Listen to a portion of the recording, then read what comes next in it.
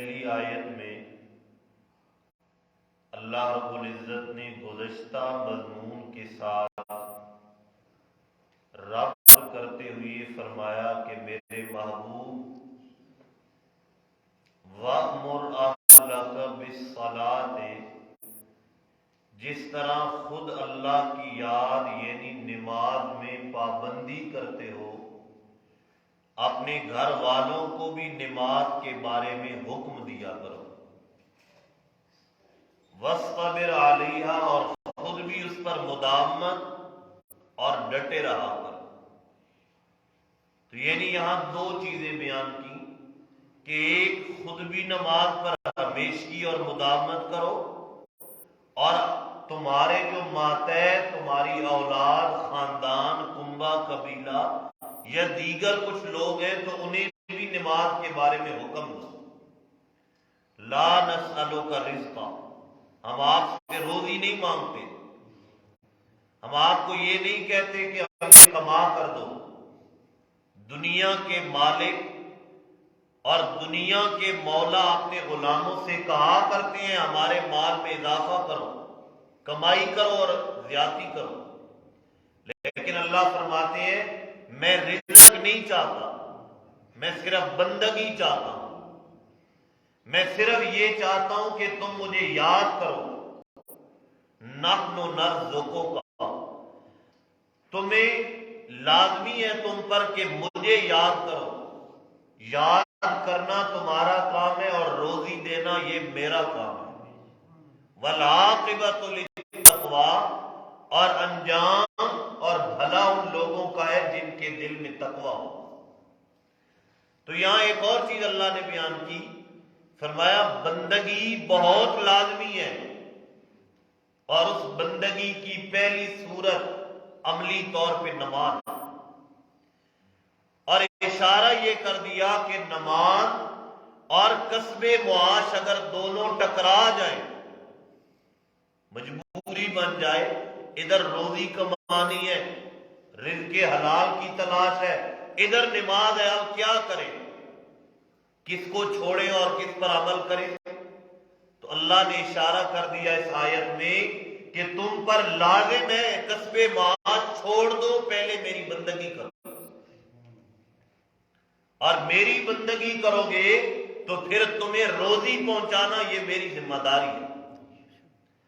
تو اس میں یہ اشارہ اللہ نے کر کے ہمیں متنبہ کر دیا کہ اگر دکانداری میں نماز جماعت کا وقت ہو جائے اور جتنی بھی مصروفیت ہو یا جتنے بھی گاہک اور خریدار زیادہ کھڑے ہو، فرمایا اس کی پرواہ نہ کرو، ابھی روزی ملی ہے، اگر نماز پہ چلا جاؤں تو یہ رہ جائے گی، بعد میں ملے گی نہیں ملے گی۔ فرمایا پہلے میری بندگی کرو، پھر روزی اور کسب معاش کے ذرائع میں خود بتا دوں گا۔ فرمایا وَقَالُوا لَوْلَا يَأْتِينَا بِآیَةٍ، اور ویسے بھی ایک حدیث میں آپ نے فرمایا کہ اللہ کا ارشاد گرامی ہے کہ اے میرے بندے، تو سارے ہموں اور سارے غموں کو اگر ایک غم بنا دے، دنیا کے جتنے چھوٹے چھوٹے غم ہیں، کسب معاش کا غم ہے، اولاد کا غم ہے، گھر بار کا غم ہے، دوستوں اور عزت کا غم ہے، اور اس کے علاوہ جتنے غم ہیں تیرے، ان سارے غموں کو ایک غم بنا دے، چھوٹے چھوٹے غم ختم ہو جائیں گے، اور وہ ایک غم کون سا ہے؟ غم آخرت، آخرت کے دن کا غم کہ میں اس دن کامیاب ہو جاؤں۔ فرمایا اگر تو سارے غموں کو ایک غم بنا دے، غم آخرت، تو میں دنیا کے جتنے چھوٹے غم ہیں ان تمام غموں میں خود تیری کفایت کروں گا۔ تو سارے غموں کو ایک غم بنا دے میرے لیے، یہ دنیا کے چھوٹے چھوٹے غم تو کوئی چیز ہی نہیں، یہ میں خود تیری کفایت کروں گا۔ اور آگے فرمایا اگر تو اس طرح نہیں کرے گا، دنیا کے غموں کو اپنے سر پہ سوار کر کے آخرت کو بھول جائے گا، تو آگے فرمایا پھر اللہ کو تیری کوئی پرواہ نہیں ہے، تو جس وادی میں مرضی ہلاک ہو جائے، اللہ کو کوئی تیری پرواہ نہیں، تو جدھر مرضی تباہ ہو جائے، ہلاک ہو جائے۔ اور اگر اللہ کے لیے غم کرے گا تو اللہ تیرے سارے غموں کو خود اللہ کفایت کر کے تیرے لیے آسانیاں پیدا کرے۔ اور آگے فرمایا وَقَالُوا لَوْلَا يَأْتِينَا بِآيَةٍ مِّن رَّبِّهِ۔ کچھ ایسے بھی ظالم ہیں جو کہتے ہیں میرے معبود سے کہ آپ نے رب کی طرف سے کوئی آیت کیوں نہیں لاتا،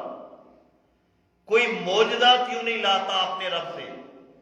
تو اولم تاتہم بینۃ ما فی الصحف الاولی، ان اندھوں کو نظر نہیں آتا کہ قرآن سے بڑھ کے بھی کوئی معجزہ ہے؟ اتنی بڑی کتاب معجزہ قرآن میں نے جو آپ کو دے دیا، جو پہلی کتابوں کی بھی جو مضامین بیان ہوئی ہیں ان مضامین کا بھی محافظ ہے،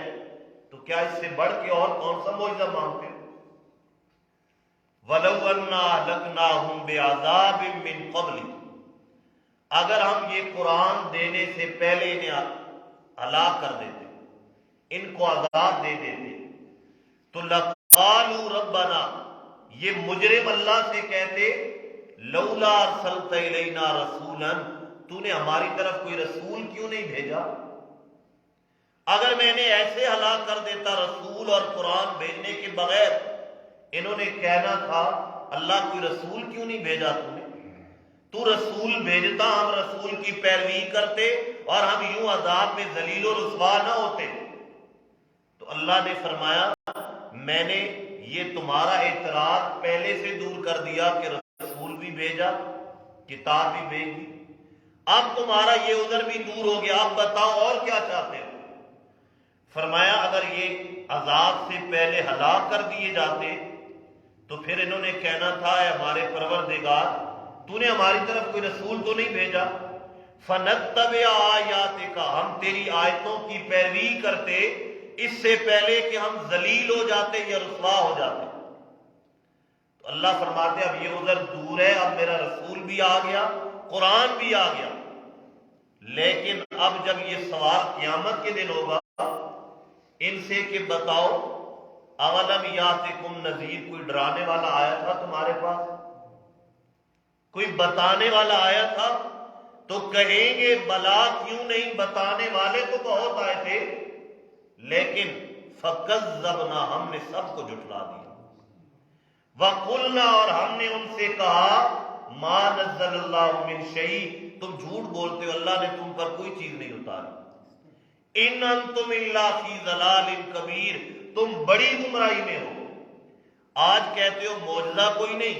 کوئی نشانی کوئی نہیں، اور قیامت کے دن خود کہیں گے نشانیاں تو بڑی آئیں لیکن ہم سے غلطی ہو گئی، ہم نے جھٹلا دیا۔ تو میرے محبوب کل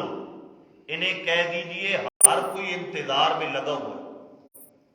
فتربصوا، تم بھی انتظار کرو۔ اور یہ انتظار کس بات کا؟ یہ پردہ غیب ہٹے گا، یہ دنیا کا جو پردہ ہے،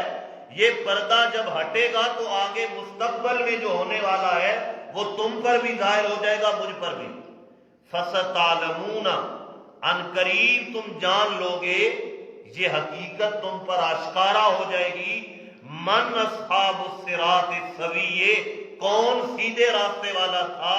وَمَنِ اهْتَدَىٰ، اور کون ہدایت یافتہ تھا۔ یہ عنقریب جب آنکھ بند ہوگی اور اگلے جہان میں جاؤ گے تو آنکھ بند ہوتی یہ ساری چیزیں تمہیں معلوم ہو جائیں گی، لیکن افسوس ہے اس وقت معلوم ہونے کا فائدہ کوئی نہیں۔ دعا